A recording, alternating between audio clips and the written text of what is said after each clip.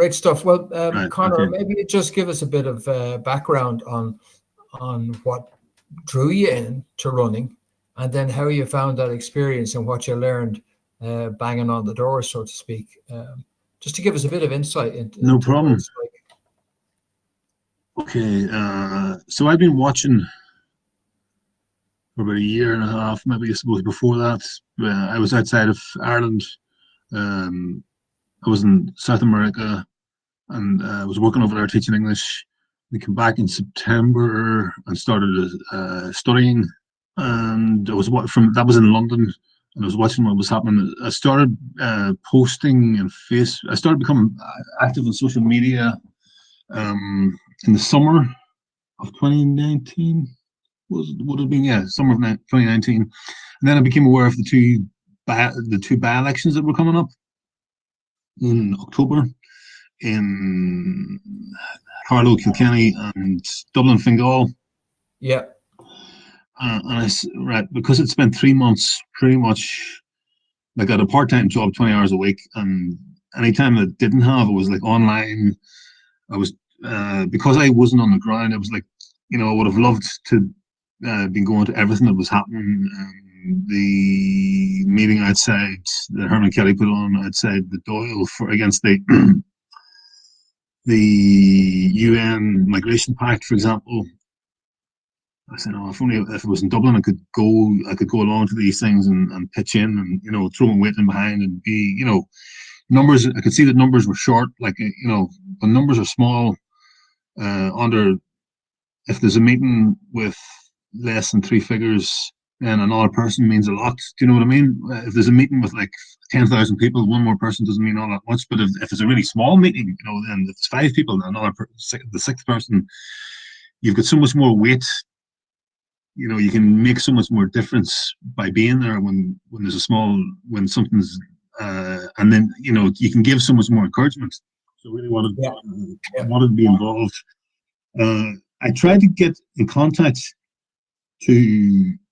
I arranged my life so we'll be there for the end of October, and I travelled over with my suitcases, like let go of my flat and everything in London, with my bags, and arrived in Dublin. And all the time I've been trying to get hold of either Gemma or Melissa O'Neill was the other one who was running, and they didn't get back to me. They never got back to me. So I was like, oh, that was my first disappointment, my first sort of like coming face to face with the realities of the paranoia and mistrust or whatever in that nationalist scene. I stayed with a friend. We talked a lot, and that's where I met Herman Kelly. And while I was there, and Herman was coming to visit that house, he was in Ireland at the time. I just joined the National Party and was watching to see what they were up to. And as I say, I met Herman, and then in that time that I was there, the UK general election was announced. So I hadn't been able to participate at all. And I knew that, I'm a salesman. I'm good with the public, good on the doors, good on the phone, talking to strangers. I had like 20 years experience in doing that sort of stuff. Ran a team. I'm sure I'm not the only person that was ready and willing to be utilised, and wasn't utilised anyway. So the UK general election came up, and I just thought, I had this crazy thought, because I was brought up in Northern Ireland in County Tyrone. I had this crazy thought, like, what about standing? The imposition of abortion was on the news at that time as well. Sinn Féin had just pretty much agreed to it at that stage, and done a manoeuvre. I can't remember exact manoeuvre. They've done a manoeuvre to enable abortion to be imposed in Northern Ireland for the first time, against the will of the majority of the people. So there was that as an issue, and the more general sovereignty issue and our exit. That general election was almost like another Brexit referendum as well, and the result was very clear in favour of Brexit. So I said, well, I could stand on anti-abortion and our exit sort of ticket here. Yeah. And start learn something for myself. It'd be a learning process for myself, and get that experience, and then I could bring that experience back into the movement. So that's what I suggested it to my friend that I was staying with. I suggested it to Herman. I knew that the Irish Freedom Party wasn't registered in the North, and I knew that I'd have to stand as an independent, but it would be good if I could do it with the blessing of the Irish Freedom Party and under their banner, so to speak. And he agreed to do that, and it was actually useful because he was able to put me in touch with their marketing person who helped me with they did the publicity. They didn't pay for the publicity, but they produced the images, Graphics. Text, the flyers. And I wrote the text, and Herman okayed it, and they did the artwork, etc.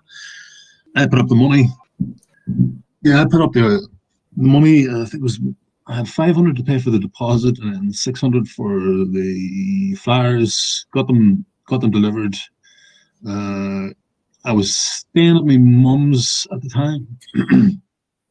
Whenever she got wind of the fact that I was standing for election, she threw me out of the house because she didn't agree with my politics. So that was difficult. I stayed with another friend for a while, and then eventually I was able to get myself a place in the actual constituency. So, like, even to get started rolling, I'd already had to jump numerous hurdles. So, got myself a room in the constituency. I decided not to run in my home constituency, but in the one next door, because I knew that Sinn Féin could potentially lose the Fermanagh South Tyrone without me needing to do anything, and it would be better to stand in mid-Ulster, and then I could actually start eroding their vote there. So I had my fingers crossed for Fermanagh South Tyrone that they would lose that. In the event they didn't, and maybe if I had stood, I could have made the difference. But I thought, well, I'll leave that one up to Providence, and then I'll start making, erode and start building the base in mid-Ulster. So off I went, out knocking on the doors with my leaflets. As I say, grist to the mill. It was like November. I was tired. I wasn't in great form health-wise, but I mean, I was fine in every other respect. Just a bit isolated, There were offers of help from I don't want to there were a few people came out and helped. There was talk of a big crowd coming up from Dublin, but that never materialised. So about 4 or 5 people came and made themselves available over the course of my campaign. I think I was out for about 10, 12. No, I forgot about the main guys who gave me a big fillip, who filled a big moral support, were the lads from Galway. David O'Reilly, Darragh O'Flaherty, and a fellow called Stevie came up and actually stayed with me for 3 days in the last 3 days of the campaign. So I got into big trouble with my landlord because I was in a shared house, so they were all sleeping on the floor in my room. Luckily, it was a big room, but no, I didn't care about that because it was. The shit hit the fan after the election. I got a talking to, but it didn't. Luckily, he picked this moment. He didn't disrupt us while we were preparing. So we just went out and created a real bond between us as well. Actually, me and those 3 lads from Galway. I was just really impressed with their commitment. And so at least there are some people out there like that, who are willing to put their money where their mouth is, or give their time and energy and money as well, because it cost them money to get up there. And I was contacted afterwards, after the election. I was contacted by people who they had canvassed. We went out to Culloden, for example, and I got contacted by a few people from Culloden and said, one of your colleagues came around, and I said, was it a fellow with a southern accent? They said yes. So they created not just votes, but also follow-on contacts, people who contacted me, and I was able to go and meet that person, meet those people, for example. So it was a chance to start building a team, as well as gain votes, and just start shifting the conversation. There was no other pro-life candidate in that constituency, and I'm surprised actually to get. It didn't look as if it was going to get. It looked as if it was going to get 500 votes at the count. I was watching the votes, and there was one Wasn't sure if it made the bundle of 500, but then the postal votes, I'd forgotten about the postal votes. So I got 690 in the end, 690. And when it was announced, I was like delighted because I thought I was going to be lucky to scrape 500, and that came in at about 1.5%. Yeah, it was a good result. So I did that. It was not yeah, bad, you know, it was for like and I learned a lower lot, forces and and I felt mainstream, all that. I had a lot to Mhm. I had a lot to give, a lot to of experience to give, both general strategy in terms of how to do things because of building up a business and talking to people, and I knew all the nuts and bolts of the dirty, difficult work of just going around knocking on doors and getting votes.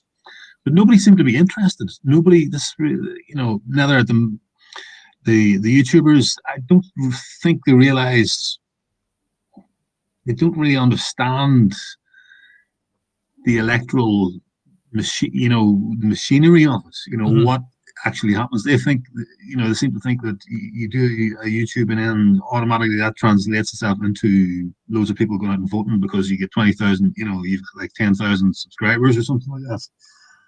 Well, not necessarily. So, that's the experience I have. I then was watching, because I was tuned into that world. I was watching. I knew that the Republic general election was coming up, and I was watching carefully and trying to create a sense of urgency around that. I was contacting people and trying to get, people said, "Oh, we'll interview you about your experiences and whatnot." It just never materialized. Just didn't materialize. Yeah.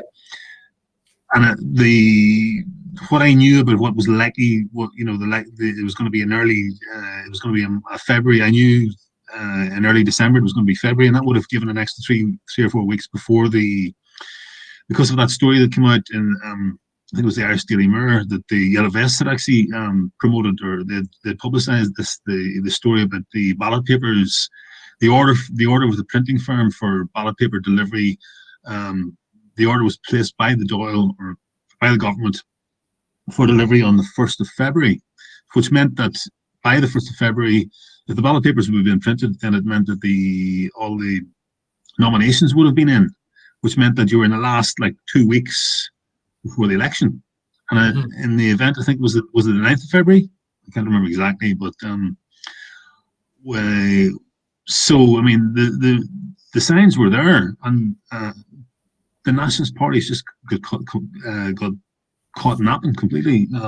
No, I bust a gut trying to get people interested in it, including the Irish Freedom Party, including Herman. No, was busy with his work. He was back in Brussels again. National Party got completely left nap because they were expecting something in February. Sorry, in May. Yeah, so it was a disappointing result, and it just brought home. If people were going to be honest with themselves, it brought home just that they were looking in all the wrong places, focusing on all the wrong places, having online flame wars among each other when they weren't even standing. The followers of the parties were having online flame wars with each other and focusing on the meta politics when they should have been out in their constituencies trying to, organize them among themselves and trying to putting in pan-nationalist teams together in each Yeah. constituency to support whoever was the local nationalist candidate. This is what I Yeah. was saying at the time. I was saying, and I didn't have a platform, so I said I'm gonna have to create a platform here because I can't get anybody who has a platform to notice it, to sit up and take notice of this. So that's when I created my channel. It got created. I think I can't remember if it was created before or after the general election. I think I was so busy. I think I created it afterwards because I was so busy. I went down to help out with some of the Irish Freedom Party candidates' campaigns. I spent 3 days down in Dublin, going around Dublin Bay North. With Ben had a good team of people there, but again, there didn't seem to be anybody in charge. Anybody sort of like directing the thing. It just was crying out for somebody. There was one fella who was almost in charge, but he wouldn't admit. Typical Irish sort of like bashfulness. Like all it took was for him to say, "Okay, I accept the responsibility of making a few phone calls and ordering things." Like, oh no, it's not me. It's not. That's when sometimes when somebody needs to say, right, you've got greatness thrust upon you. um, and you're the, there's nobody else, so you're the one. You just got to recognize that if you're not doing it, then there's nobody going to do that role, and if there's nobody going to take that role on, then the campaign's going to be less effective, and that's what happened, unfortunately. It still was about 10 people out there on a daily basis, and that was another experience as well. Going around the doors in Dublin, different situation, lots of good long conversations. I'm sure myself and my friend, I stayed with a friend in Dublin, Gearóid Murphy supporter, and he came out and put his differences beside to one side and came out and supported Ben Gearóid, and I think we need to see more of that. It's just frustrating, the lack of sort of like knowledge of the nuts and bolts, or the lack of curiosity about it. That people like YouTubers don't seem to be interested, and they won't admit to their lack of knowledge, or the people who are advising them seem to be stuck in an ivory tower as well, and don't seem to know what's required, and don't seem to be interested in it, or yeah, I think they're a bit lost. I mean, I'm glad when I see somebody like yourself pops up, like you popped up in my radar there 2 weeks ago, 2 or 3 weeks ago, Fintan, and you were talking sense in that voicemail, that voice chat. I thought, right, great, I have to get in contact with this man, and this encouraged this fella. Disappointed to see that something had happened with you in that voice chat, and try to persuade them to, repair the relationship, etc. But people like ourselves have to work together. That have got experience of like good with people, that have got the people skills. Look, I'm not saying I've got perfect people skills, but even an awareness that people skills are important, rather than just like throw a manifesto together and put it up on the net and think that that's all you need to do. That's like, you go back and you look at people need to go back and read history and look for successful models of movements. I read up about the 1919 election for the 1919, but the election actually happened in December 1918, and looking for inspiration and tips, and also to get that out to people, to show them this is what we need to be focusing on, not the minutiae of ideology. And I think the internet world has turned a lot of people into like consumers in a way of infotainment, and they'll just sit there and read entertainment and think that that's what politics is all about. It's about connecting with people, and the internet maybe had a bit of power like 4 years ago before the censorship kicked in, but now you can only reach an echo chamber. There's no point feeding stuff if you're making videos and releasing it into the echo chamber, you're just wasting your time, because it's just going into, and you're not reaching new people. You're just like cementing, you're putting more and more information into the heads of somebody who already knows enough. Well, I found that problem. Energy needs there now. We have our own informed consent group there on Facebook, and Facebook keep telling me that you do know that we're not promoting this page at all. And if you want to think about taking down some of the material there that you have that's like not kosher, well, then we'll have a look at it again. Maybe they're blatant, you want to do a bit of self-censorship there. But the only thing it's useful for is connecting with your own activists and sort of keeping them informed. But it definitely will not do outreach for you yet. But Telegram's very good. There's a higher level of engagement on Telegram than there is on YouTube. People are more... They were committed enough to get off those other platforms and get onto Telegram because it was an independent one. That's half the battle. There's a lot of people just too lazy. Well, if you're that lazy, you're probably not going to get off your arse and help us do something about this. So stay where you are,